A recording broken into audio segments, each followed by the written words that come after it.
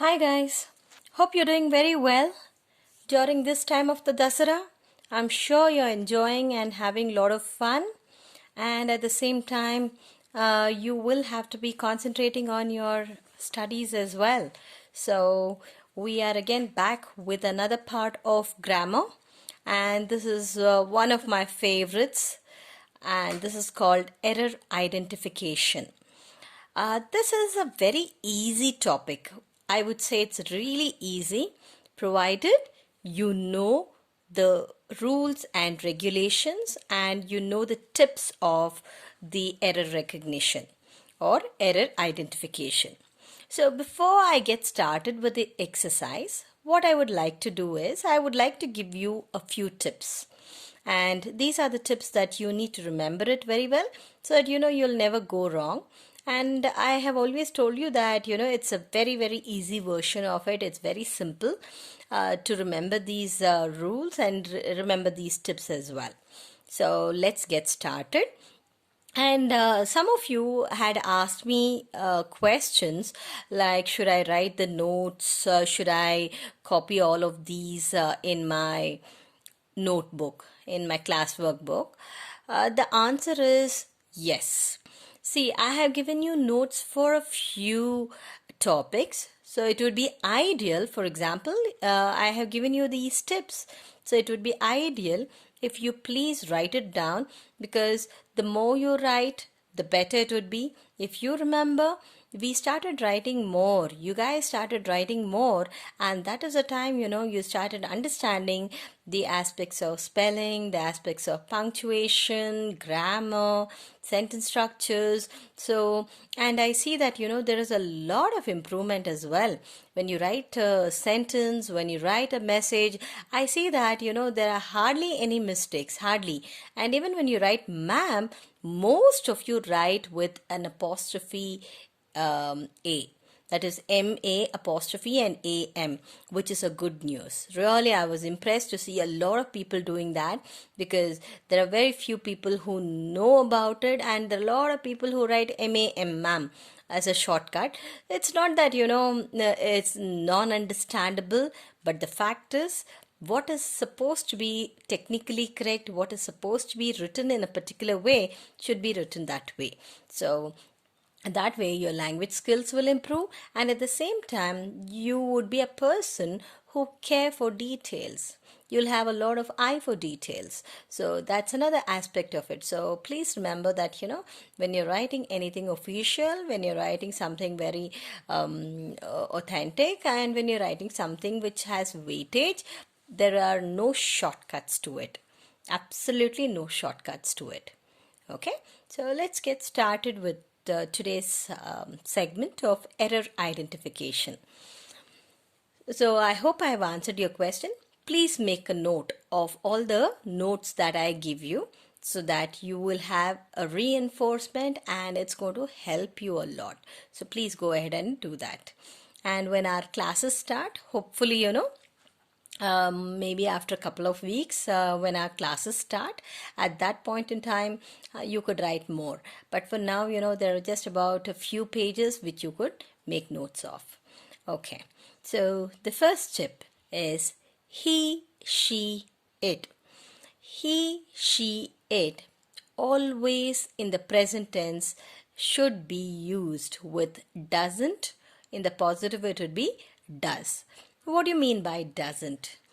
He doesn't know to dance. She doesn't know to cook.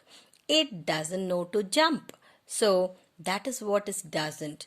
I have seen a lot of people saying he don't know English, she don't know to cook. So which is not correct. Absolutely not correct. He is singular, so you need to use doesn't. So it is the same thing. The concept is subject verb agreement, and error identification will have every part of grammar, everything. It could be a noun error, or a pronoun error, or an article error, or a preposition, or a subject verb, or a tense, or a preposition, or a conjunction, or an interjection. So It could be any of these errors, and you should be able to identify. And guys, error identification, there are a lot of careers where if you are very good with error identification, a lot of careers.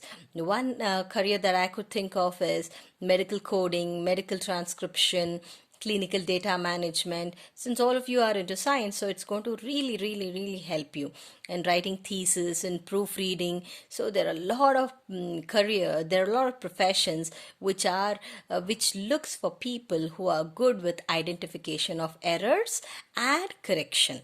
So if you can pay attention to this, I think in the long run these skills will definitely help you.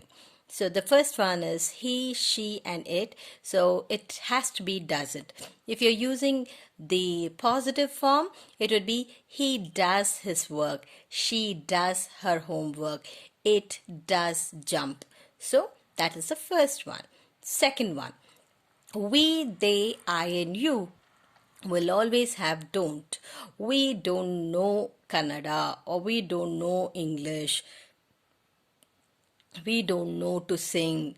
So these are some of the examples. They don't know to sing, they don't know to cook, they don't know to write in English. So that's a second form of it. And I is I don't know to sing, I don't know to dance. It is I never doesn't should be used. I doesn't know, no, I don't know. Okay, and you also the same thing holds good. So you don't know to sing, or you don't know to dance, or you don't know to jump, you don't know to eat, something of that kind. So these are the examples of doesn't and don't.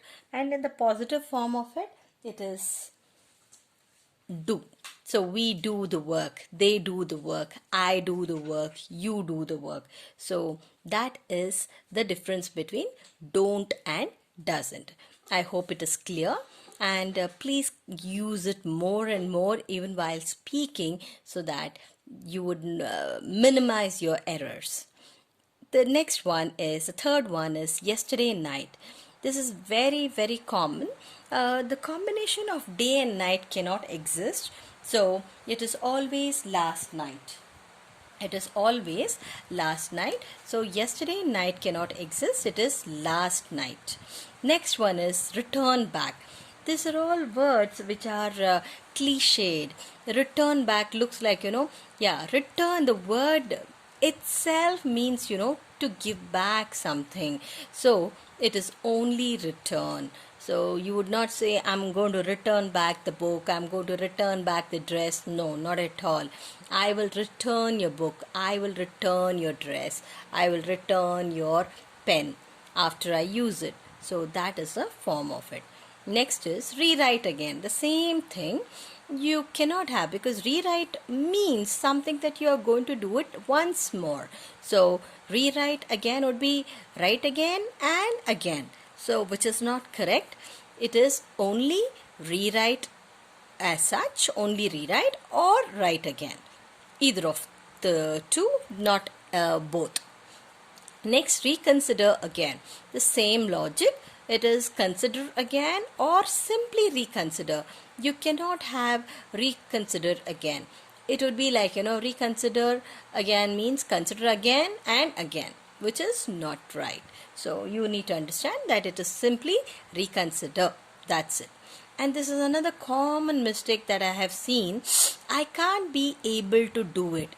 This is double negative. See, I can't is already in the negative form, and can't be able to do it. Again, you're using another negative form of it. So you cannot have double negatives.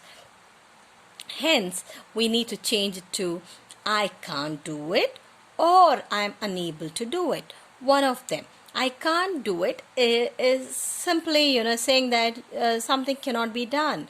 Maybe, I can't go to Mars. So, I can't go to Mars. Or something like I'm unable to do it. I'm unable to do my homework today because I'm unwell or I'm busy. So, I'm unable. So, these are the two forms of it which can be used, but not this one. I can't be able to do it. So please ensure that you use I can't do it or I am unable to do it. Next, this is a very, very common error. And I've noticed at a very, very, very high level as well, where people say children's. Not at all.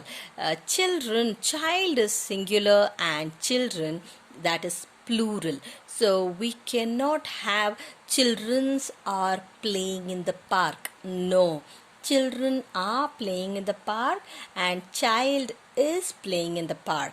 When it is children, you say are in the present tense, and when it is child, you say child is playing in the park.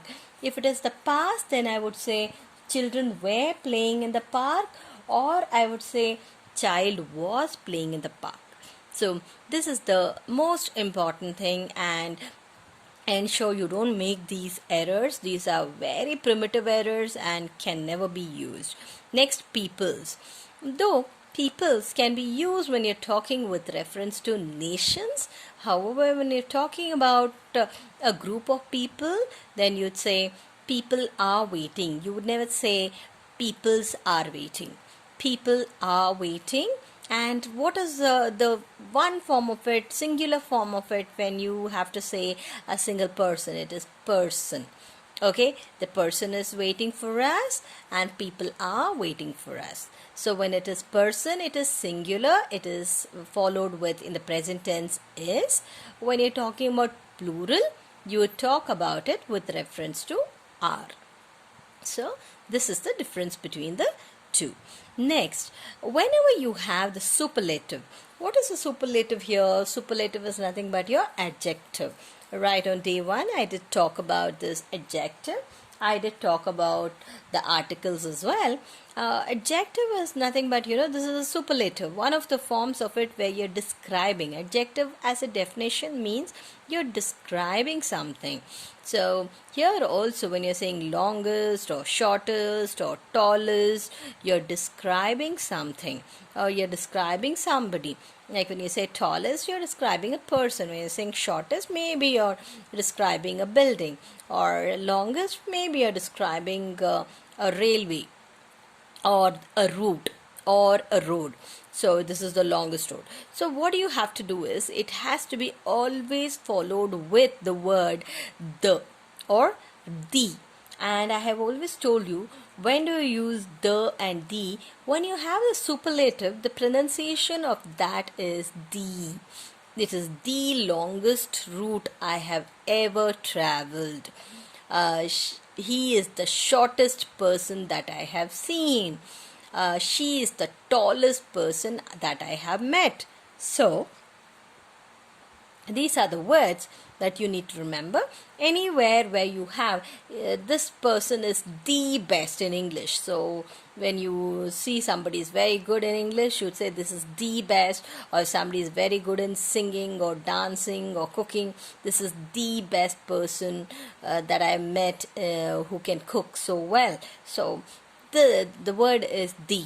The word is the longest, the shortest, the tallest. These are some of the examples. So there's plenty of examples, but please remember, these are the examples that you could apply to all the extended words. Next, this is another common error. People say there are criterias. No, there's no word called criterias. It's simply criterion, which is singular, and criteria, which is plural. So what is criterion? Criterion, for example, the criterion to pass is 35%, which means that, a person should have 35% in order to pass. So criteria, the criteria to get through medical seat is to have minimum 90% and to have the best CET ranking. So I'm talking about two important aspects. So I said minimum should be 90% and the CET rank also should be good. So it's two different points that I'm talking about. They are criteria. So criteria are many and criterion is one. So please ensure that you use this more. Next, again, these are all the cardinal sin. You cannot say men's, you cannot say women's. These are never correct. Man is singular, men is plural. The man is coming to my house. The men are going to come to my house. Woman, the woman is pretty. The women are pretty. So these are the examples of man and men and woman and women. I've told you the pronunciation is woman, and for the plural form you say women. I hope this is clear. And next one is the 13th and the last tip that I'm going to give you, which is the difference between in and on. In and on is always confusing, and at the same time it can be used interchangeably, provided you know the meaning, what it is and where you're applying. So with respect to time, let me tell you, in is within the specified time. For example, if you have to get to work at 10 o'clock, if you have to get to college at 10 o'clock, you go there by 9:55, then you are in time. However, if you go there exactly at bang on 10 o'clock, then you say, I'm on time. So this is the difference between in time and on time. Yeah, and apart from that, you also have other things like when you're talking about the months of the year, when you're not specifying the date, you say, I was born in the month of November. You were born in the month of August. You were born in the month of December. In. Okay.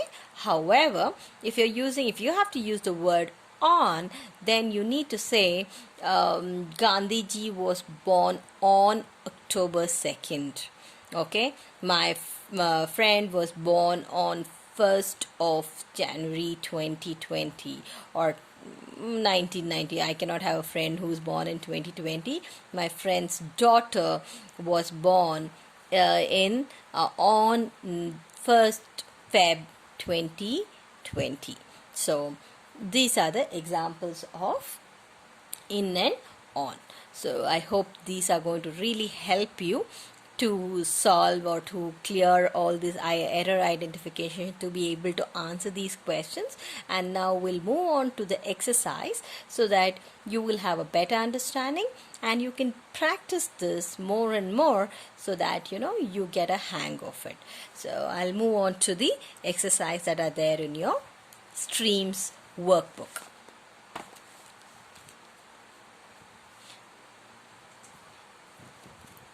This is called error identification. The first one, rectify the errors in the following sentences and rewrite them. So it's also very important to rewrite them, because you just cannot write something like, Nile is an longest river in the world and just make the correction. You strike off an and you put the. No, not at all. You need to rewrite it. So please ensure that you rewrite it. You would have a good 3 hours time. So you would have all the time to revise it and rewrite it. Ensure you do that.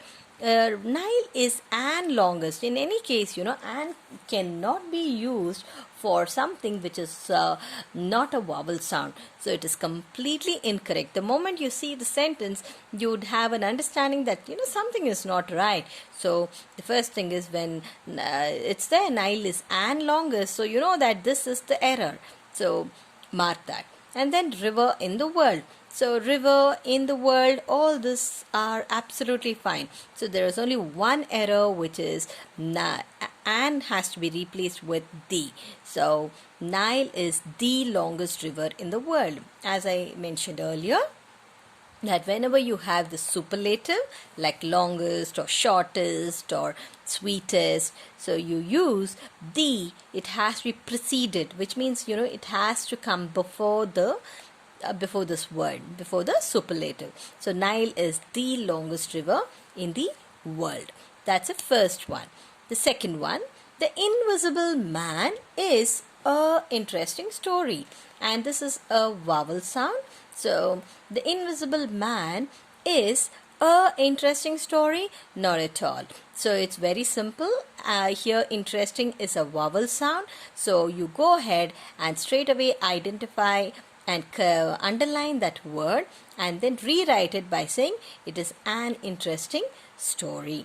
And when you rewrite it, it becomes very clear there is more clarity, and when a teacher is looking at it, when an evaluator is looking at it, he or she would find it very clear, and at the same time, they would know that this person has paid so much of attention in writing it very well. So that's the second one. Third one. A man built a house, and a house was on the banks of a river. So what do you think is the error? A man built a house, and the house was on the banks of a river. So if you look at it, a man built a house. Okay, and that means that house is already recognized. There is already a context that there was a house where you didn't know whose house it is. But then, this man built a house, and the house is already recognized now, and hence you're using the here. Is that clear? So it is man built a house. A man built a house, and the house was on the banks of the river. So that is the third one. And fourth one, the man built a biggest building in the town. So the same thing like Nile here. The man built the biggest. Here, is here. Will have to be replaced with the. The man built the biggest building in the town. So that is the fourth one. The first one and fourth one are the same. And here it is the article. This one is article, and this one is also article. So Invisible Man is an interesting story, and man built a house, and the house was on the banks of a river. This is the article error. The next one is she pray every morning. This one is subject verb agreement. So as I told you earlier, if you look at it, the first one, it is he, she, it, doesn't. You have to have a doesn't. So similarly, over here in error identification, it is she pray. She prays every morning, because she is singular, and you need to have a singular verb. And it is in my earlier class I did mention about the subject verb agreement. She prays every morning. He plays every morning. So if it is singular in the present tense, it is always with S. So you would never say she pray. No, it is we pray. If you have to use pray, then it is we pray, because we is plural, hence it is pray. But if she is singular, hence you have to use prays every morning. I hope that is clear. Sixth one. Dhara was born at a village. No, you're talking about a huge geography, and hence a village means it's not a small place. So it's a huge, geographically it's a big place, and hence it is in a village. Dhara was born in a village. Okay, when you're specifically talking about it, then you would say at. However, when you're using a village or city or a particular place, a huge geographical place, you would always say in. So Dhara was born in a village. So that's the sixth one. Seventh one. Children like sweets. So children is plural, so I don't want to be using likes. I would use like, because children is plural and you need to use the plural verb, and the plural verb is without the S. So children like sweets. Now what would I do to retain likes? If I need to retain likes, then I would say child likes sweets. So child is singular and likes is singular verb. Then I could say child likes sweets. Children like sweets. Okay, so that's the seventh one. Eighth one. The woman worked from morning till evening. So here again the same logic like the way we have in the fifth one. So the fifth one, she prays every morning, the same thing. Here the woman is singular, and in order to make this work, we need to use works. The woman works from morning till evening. That is the eighth one. And if I have a word like women, then I would say women work from morning till evening. The only change that I need to do is, instead of woman, I would change it to women. But if I have woman, then I would change it to works. So it's a very simple error, but at the same time you would get one full marks. And again, it's easy scoring, very very easy scoring, so you can get more marks here as well. Where he was born. This is something verbally when we start asking, when where he was born. Though it is grammatical, though it is understandable, the one thing is, please remember, understanding is one part of the story. Understanding is one part of the story, and speaking grammatically is another part of the story. I would have always given you these examples where I would have mentioned that, breakfast, people say. But what do they mean? They mean to say that, did you have your breakfast? We use just one word or two words. We say, we nod our heads, or we just we just indicate, and we use one word, exam.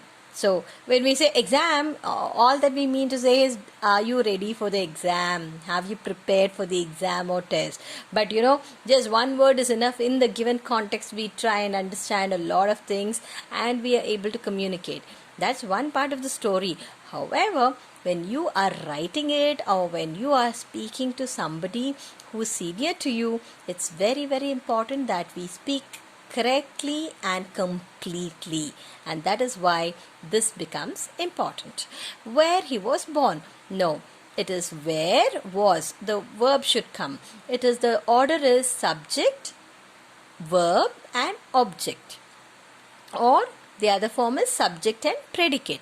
Over here it is subject, verb and object, and hence it is not where he was born. You have to say, where was he born, with a question mark. And I have always told you, sometimes it looks like, why should we use a question mark? Is it really important? Yes, it is very important. Any questions, the 5W and 1H. So all these questions will have to be followed, and not just that, there are many other ways you can ask questions. For example, what is your name? What did you have for breakfast? What did you have for lunch? Or where did you get this from? Where did you go this Dasara? When did you come back from your village? So all these are questions, and these questions should be followed with a question mark, and never leave it for any kind of assumptions that it is understandable. Not at all. It has to be very specific and very very clear. So that is why this question mark is very important. Next is, my friend returned back from Mysore. It's a very common error, so you need to change it over here by putting it as, my friend returned from Mysore. Returned because it is the past tense, because you've already said that this person is come back. He's come back from somewhere, so he's returned from Mysore. From Mysore he has returned. So these are the typical examples that are important in error identification. And this is very easy one, and I hope you would be able to crack this. You would not have any difficulty in identifying this, and we will do more of these exercises. What I can do is, I'll dictate a few questions, and you can probably look up and then write down the answers for it. So those kind of exercises should be based on these tips that I have given you. Now these are the tips. What I would like you to do is, as an assignment, I would like you to write for all the 13, I would like you to write sentences. For he, I would like you to write one sentence, she and it with doesn't, we, they, I, you, don't. So for all these, I want you to write one sentence. So it's about let's say 15 to 16 sentences. So you can write all this and then send it to me, and that's going to be your assignment for tomorrow. And if you have any questions, if you have not understood anything, you can always come back to me and you can write to me. You can ping, you can put it in the group, or you can ask me personally if you have not understood anything. So wishing you all the very best, and please take care. Send me the assignment by Tuesday or Wednesday. Okay? All right. Thank you. Bye.